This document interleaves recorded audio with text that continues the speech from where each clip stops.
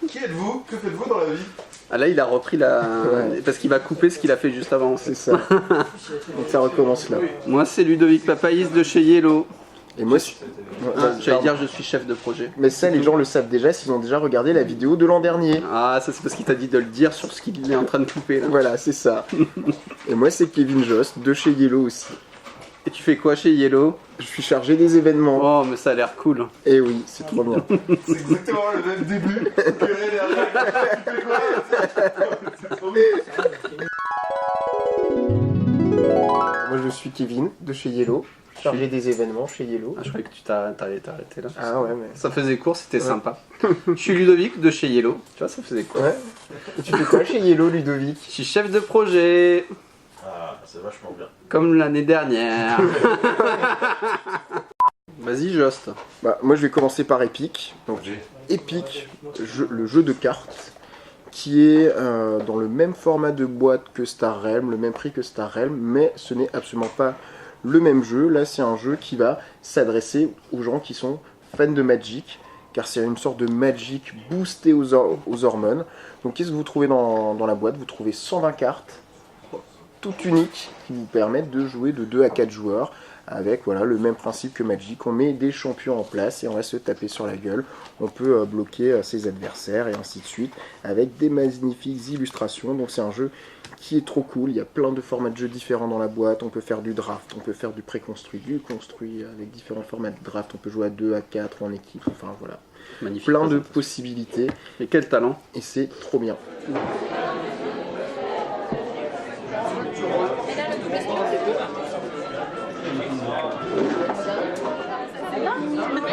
Codename Image, pareil, qui est sorti le 24 février, tout comme Epic.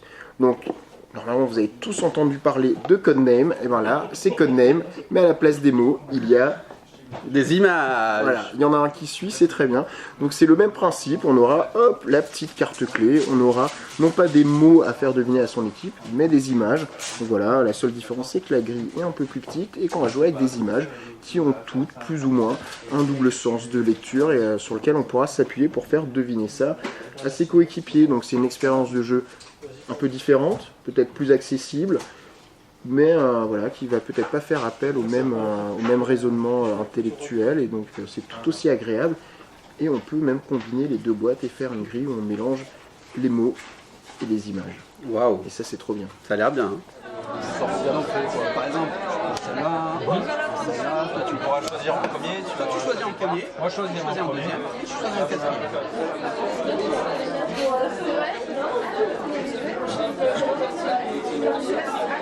Tu prends un pyramide derrière parce que t'en as pas. Et que je prenne un pyramide aussi derrière. Magie de la technique. Waouh, il en reste un. Parce qu'on fait par ordre chronologique. Il y en a tellement qui ont été vendus aujourd'hui qu'il en reste plus qu'un. Voilà. Et pyramide, c'est quoi, Ludovic? Pyramids.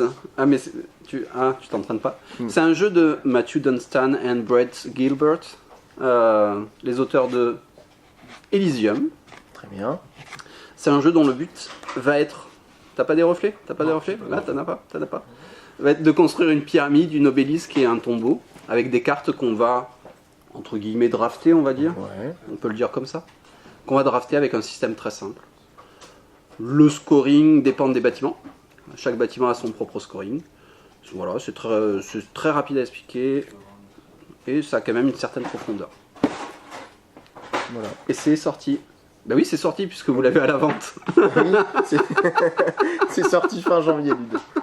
Voilà. Je suis pas obligé de faire de relance, j'ai pas de dé à relancer. Et de là, oui, mais regarde. Ça leur fait des... Kevin Jost, mais qu'est-ce qui va arriver cette année? Ah bah après les nouveautés, on peut passer aux futurtés. On va commencer par ordre chronologique. Arena for the Gods, le nouveau jeu de Maxime Rambourg, l'auteur de Big Book of Madness, magnifiquement illustré par Paul Maffaillon. Alors c'est quoi comme type de jeu? C'est un jeu où on représente des champions des dieux, et comme les dieux s'emmerdent un peu, ils décident de nous mettre dans une arène et on va se foutre joyeusement sur la gueule les uns les autres. La vraie originalité du jeu, c'est qu'on va acheter des équipements, une arme, une monture, un bouclier, un sort divin. Mais pour acheter ces équipements, on commencera la partie par une petite phase d'enchère où on va enchérir avec ses propres points de vie. Et vu que le jeu s'arrête dès qu'un des héros tombe à 0 points de vie et que c'est le joueur qui a le plus de points de vie à la fin qui gagne, il faut savoir miser judicieusement ses points de vie. Après, une fois qu'on est dans l'arène, c'est un système on lance des dés qui nous permettent de payer le coût d'activation des cartes qui font des effets. On inflige des dégâts à distance, au corps à corps, on touche les gens, on se déplace, voilà, ainsi de suite. Bim bam boum.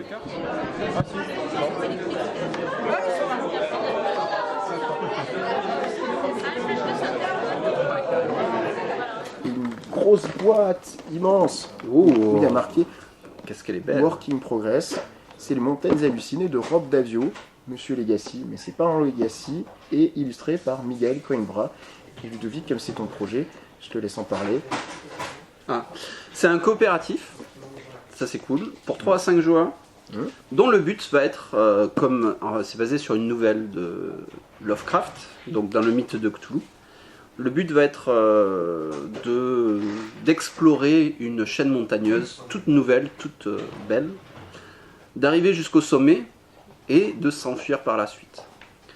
Pendant cette expédition, on va découvrir des choses sur le mythe qui seront des points positifs, mais on va aussi acquérir, Se prendre des blessures. se prendre des blessures. Et ça, c'est les points négatifs. Donc déjà, il faut arriver à s'enfuir. Donc c'est une façon de perdre. Et l'autre façon de gagner, de perdre, ça va être d'avoir plus de blessures que de points positifs. C'est un jeu dont la mécanique principale se base sur la communication, où à chaque tour, on aura 30 secondes pour communiquer, se mettre d'accord pour réaliser des objectifs avec nos cartes. Mais cette communication va s'avérer un peu compliquée par les folies que les joueurs auront. Et donc ce que voulait l'auteur, c'était que ça ne soit pas des personnages qu'on incarne et qui deviennent fous, ça soit vraiment les joueurs qui, pendant ces 30 secondes, vont être un peu fous. Et cette folie va gêner la communication, c'est ça qui va rendre le jeu difficile.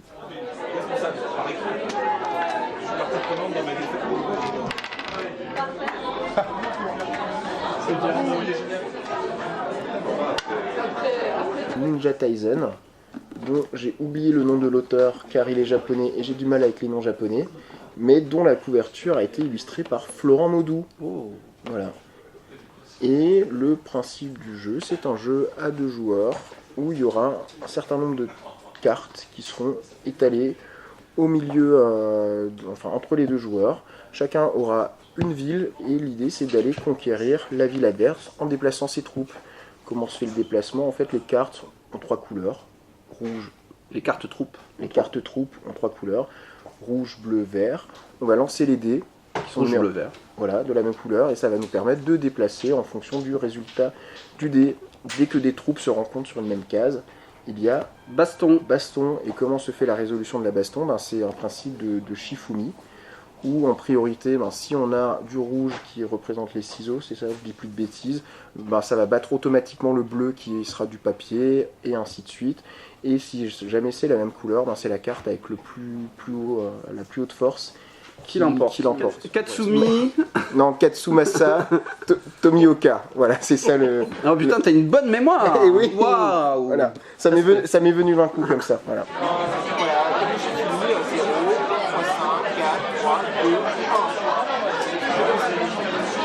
Et là, attention, seul point de règle un peu délicat, c'est le joueur qui aura donné le plus grand chiffre unique qui gagnera. Dans la Gamini, il y aura Sentai Cats des Tokyo Boys, Voilà. qui est un collectif d'auteurs, de jeunes auteurs qui débutent dans le métier. Qui sera basé un peu sur des chats Power Rangers qui essayent de sauver la Terre de l'invasion de chiens extraterrestres. Dans le méchant chien robot qui veut... Le méchant chien robot.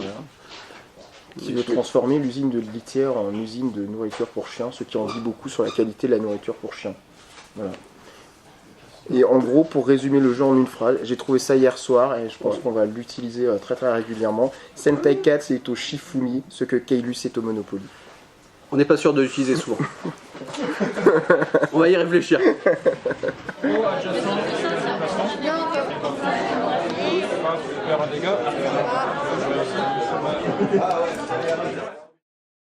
Donc on est censé caser Madame Michu à chaque fois qu'on vient. Je trouve ça assez dégradant. On est des êtres humains et on case les mots qu'on veut. Et du coup on l'a casé quand même. parle de Château Aventure ou pas? Bah ouais, on peut parler de Château Aventure, même si on n'a pas grand chose à montrer. Non, on n'a rien montré. Voilà. Que dalle. Voilà. Bientôt, une deuxième partie. On vous parle de ce jeu en détail. Je vous aime. Parfait. Voilà. Un doublage.